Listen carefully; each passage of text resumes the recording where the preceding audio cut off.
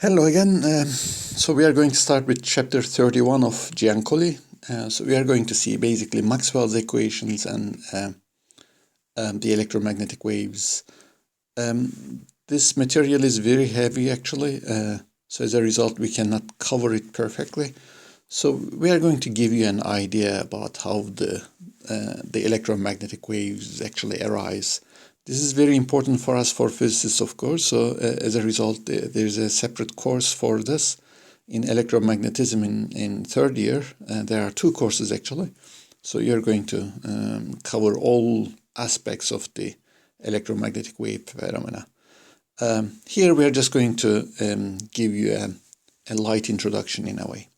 So it all starts with James Clerk Maxwell, of course. This was like in 1860s. He was actually reviewing all the laws of electromagnetism found before, and then he just noticed that one of the equations, basically the Ampere's equations, is not correct entirely. So there's a mistake in there. And then somehow he noticed that he can correct that mistake. And once he did this, he basically obtained what we now know as the Maxwell's equations. It's basically a complete set of equations that describe all electromagnetic phenomena. So these equations are basically known to be valid up until today. So we didn't see any exceptions to that. So there are just some certain modifications like the quantum theory, for example. But apart from that, the Maxwell essentially pinned down the complete equations of electromagnetism with that just that correction. So in this video, I'm going to talk about this. What's wrong with that? So let's just remember Ampere's law. So it is something like this. We have some kind of a current distribution. Sorry about that. We have some sort of a current distribution, such as a wire in space, let's say. We just choose a certain path. This is an imagined path. All of these purple things are just closed paths. These are Amperian loops with a direction on it. And we just compute the line integral of the magnetic field over that loop. Right? That's the line integral of the magnetic field. And Ampere says that this line integral is equal to this fundamental constant multiplied with the current that somehow crosses this area enclosed by this Amperian loop. So we had a discussion of this thing. I mean, once we choose the Amperian loop, there's some arbitrariness in this enclosed surface that this Amperian loop encloses. So I can choose that surface like that, for example, I don't know, in the shortest, smallest possible way, perhaps. But I can also choose it in some other way, like, for example, I can choose it like that. So as a result, the surface would be something like that, right? I don't know. It is hard to draw these kind of three-dimensional things. So as a result, since the line integral doesn't depend on how you choose the surface, you also expect that the right-hand side of that equation to not depend on that one.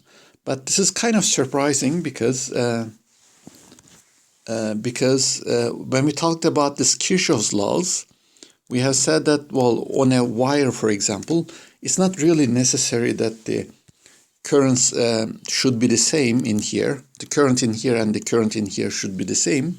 It is not necessary to be the same. But we have said that if they are not same, then there's going to be some kind of a charge pileup somewhere on that wire. Right? But it is possible. But we have said that, well, for a typical circuit, we don't expect these kind of charge pileups, so therefore they have to be equal. So somehow we are essentially relying on that property, but we know that physically, of course, there is no requirement that this current is the same as this current. So as a result, therefore, how is it possible that on Ampere's law, the right-hand side should always have the same value? So Maxwell actually came up with a very simple system. There's actually a capacitor in here, but the fact that this is a capacitor is not that important. So let me show it like that. This is a capacitor in here. On the upper figure, I'm kind of drawing this three-dimensional picture. The capacitor is exaggerated. Of course, we know that the distance between the plates is actually much smaller. So I'm going to also assume this because I need to use the fact that the electric field is uniform between these plates in some point. So to be able to draw the pictures, I'm just exaggerating that distance. Right? Just keep this in mind. But there's a capacitor in there. What is so significant about the capacitor? We have also discussed this. This is a situation where, well, even by assuming Kirchhoff's laws, we know that the current is continuous everywhere, but somehow in between the plates there's no current. Right? So the current basically continues with the wire, on the wire, and then continues on the other side as well, but somehow between the plates there is no current. So as a result, you have a situation in here where there is some place in here, somewhere in here, where there is no current. Right? As a result, think about it in terms of the Ampere's law. Let's just write down the Ampere's law in that corner. It's the line integral of the magnetic field and mu 0 I enclosed.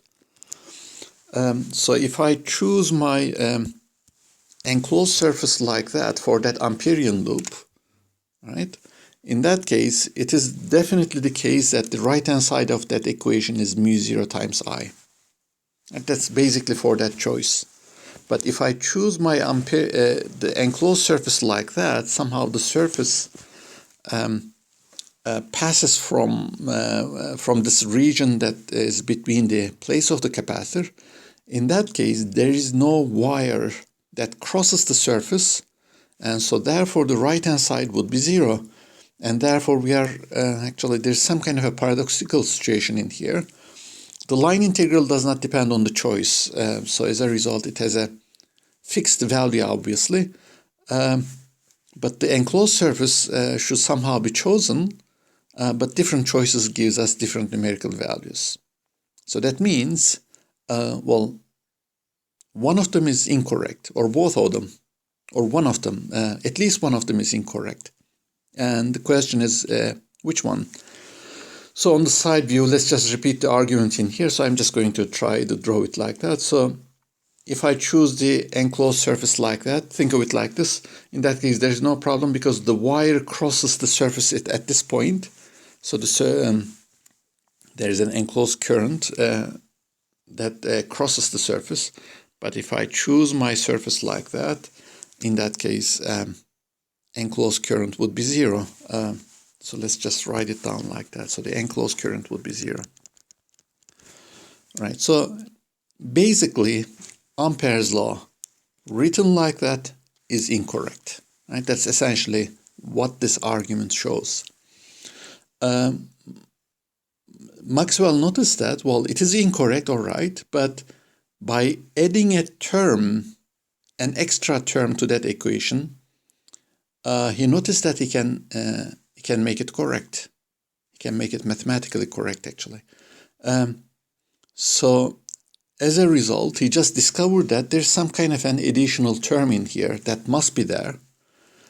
And somehow, this actually contains all the necessary, basically, piece of information to make the laws of electromagnetism complete.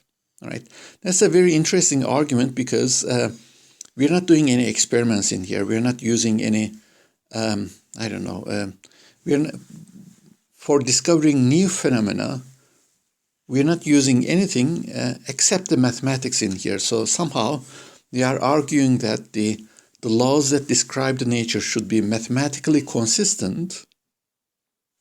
So we say that the Ampere's law is not consistent, so therefore we have to add a term to that to make it consistent. So it's just an argument on mathematics.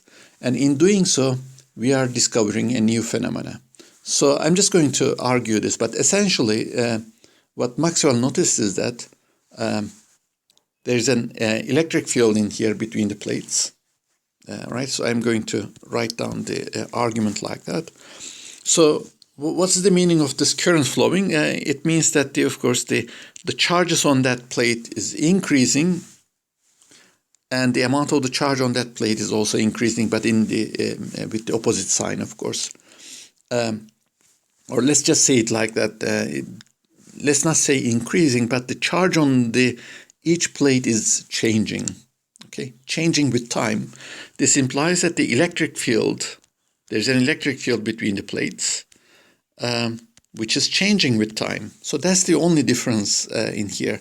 So he just connected this argument that the existence of the current and the changing of the time dependence of the electric field in here are actually each dependent on each other. So if there is no current, then the electric field would not change with time.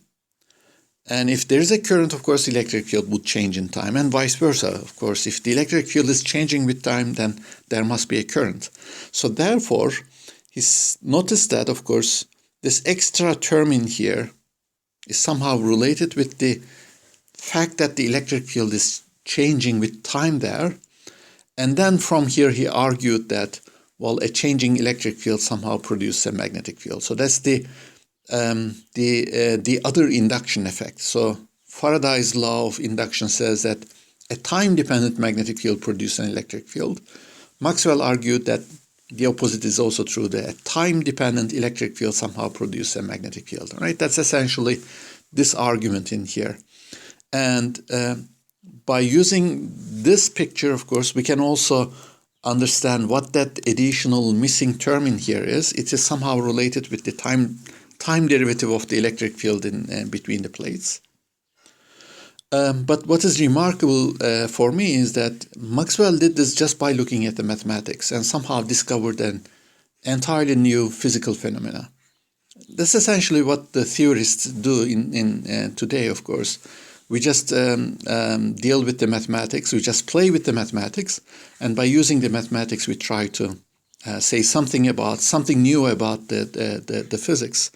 So I think Maxwell's discovery, Maxwell's work, this work was actually the first example of that kind. I mean, can be counted as the first example.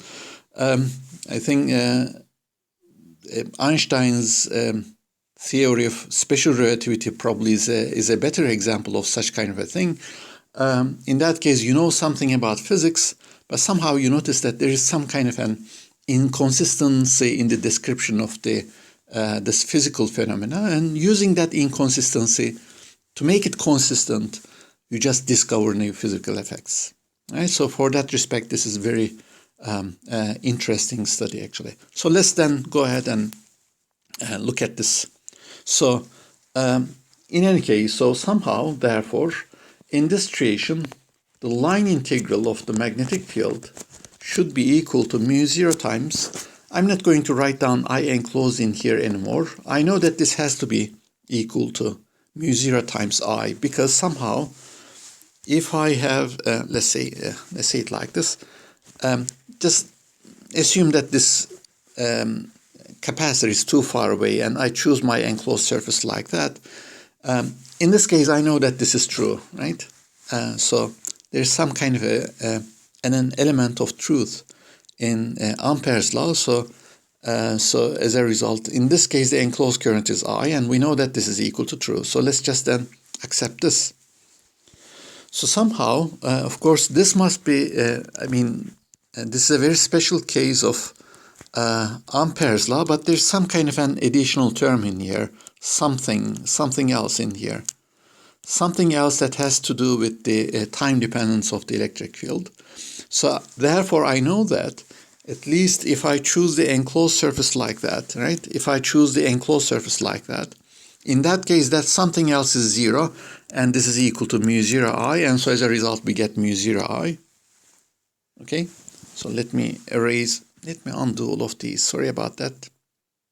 Yeah, let me erase this. Sorry. I cannot do that, so let me just undo everything. I'm going to do it like that. So let's just remember this. So just remember the surface in here.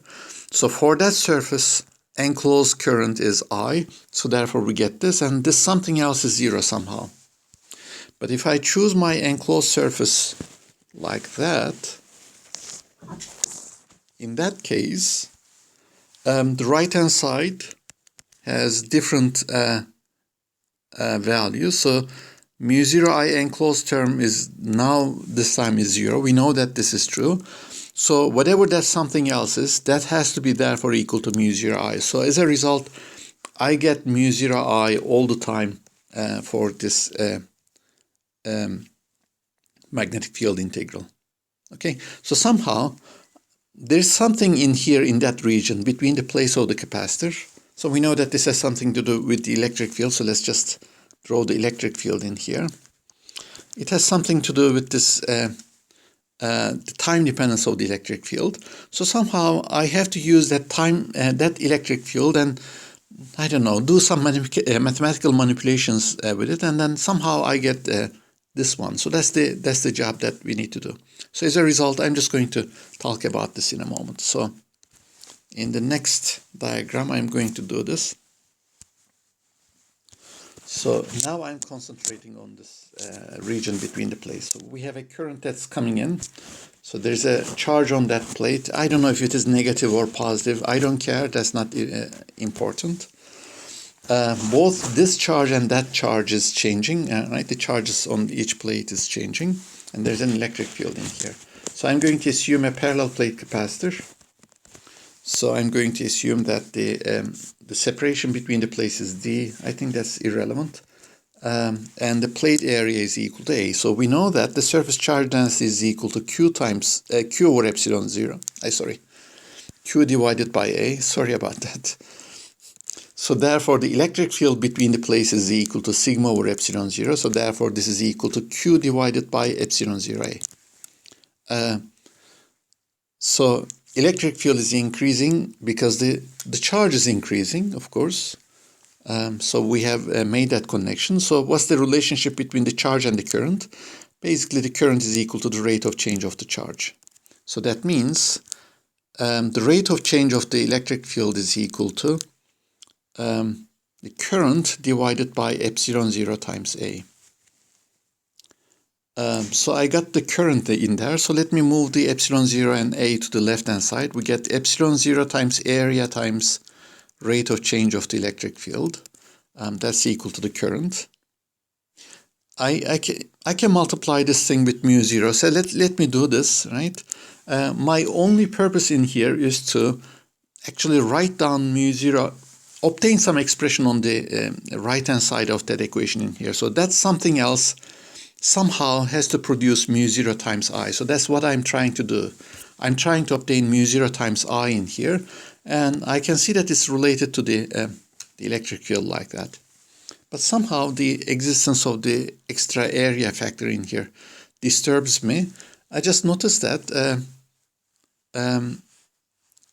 the electric field multiplied with the area is equal to the electric flux. So that's, let's just write this thing down. So that's the flux of the electric field. Let me write phi L in here. So that's the electric flux. And so therefore I can write this equation as mu 0 epsilon 0 times the rate of change of the electric flux is equal to mu 0 times I. All right. Can I simplify this anything further? I don't think so. This is basically a fundamental constant of nature. I cannot simplify it. It's just that. This is just the rate of change of the electric flux. There's no way that I can simplify it. So therefore, this must be the final form. So therefore, Maxwell said, therefore, the line integral of the magnetic field should be equal to mu 0 times the enclosed current. This is the real physical current, plus mu 0 epsilon 0 times the rate of change of the electric flux that's passing over, that's crossing this enclosed surface. So it's something like that. Sorry about that. I'm going to use this color in here. So that's an Amperian loop. So you just choose this somehow, and then you choose an enclosed surface in here. So the enclosed surface. So that's the enclosed surface. Doesn't matter what it is. there might be some wires that might be passing from inside and then crossing that surface. All right. So these are going to give you the enclosed current. So I'm just going to look at the situation in here. Perhaps there is a second wire, but of course this doesn't cross this one. So it just basically charges the conductor in here. And so therefore this conductor produces somehow an electric field in there, right? So I'm going to call this as, I don't know, the electric field in here. Okay. So what Maxwell achieved is that somehow he took care of the existence of both of these wires in here. So somehow, if you just choose the enclosed surface like that, the enclosed current in that case will be mu0 times I1, because only I1 is actually crossing that surface, and I2 is not crossing the surface. But somehow, this current produce a charge pileup in here, which produce a time-dependent electric field in here. And because of that time dependence of the electric field, the electric flux crossing that enclosed surface should be increasing with time. So as a result, somehow, this is going to amount to mu0 times I2, or I don't know. I mean, it actually depends if there's actually a flux leaking, electric flux leaking like that, for example.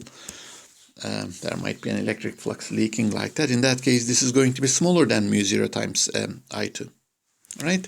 So, but in any case, what Maxwell has shown that this is now complete. The right-hand side is now complete because this part is independent of, sorry about that, wrong English,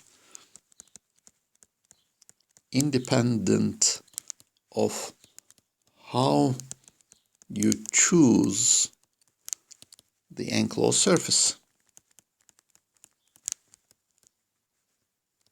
Okay, so in that case, we can also discuss situations like that. For example, I choose the loop like that. Doesn't matter how it is. And then I don't have a current carrying wire. I have just a particle which is just moving. So there's a, I don't know, a positive particle in here which is just moving like that. So, so as a result, it's going to move like that perhaps. In that case, whatever you choose, however you choose your surface, your particle can cross it at only at a one single moment of time. So as a result, the enclosed current would be zero for most of the time. But you can see that in that situation, of course, as the particle moves, the electric field in here at each point on that surface changes with time. And so therefore in here, for example, the magnetic field produced by this moving charge would be computed by using this electric field component, right? So as a result, therefore, you can also use this formula to, for example, consider situations like the magnetic field produced by moving charges. So we don't need to have an established DC current. We can actually apply it to any kind of a situation that is physically conceivable. So as a result, we don't need to have a continuous current that satisfies this Kirchhoff's junction rule. So it can be anything. So this is then is the form of equation, Ampere's law, obtained by Maxwell. And because of that, this is actually sometimes called as the Ampere-Maxwell law. It's basically the law which is first written by Ampere and then completed by Maxwell. So with that addition and with everything else that we have seen, the laws of electromagnetism is complete. But now there's a new phenomena in here, so we have to say something about this induction here, that the fact that the time-dependent electric field produces a magnetic field, so we have to say something about it.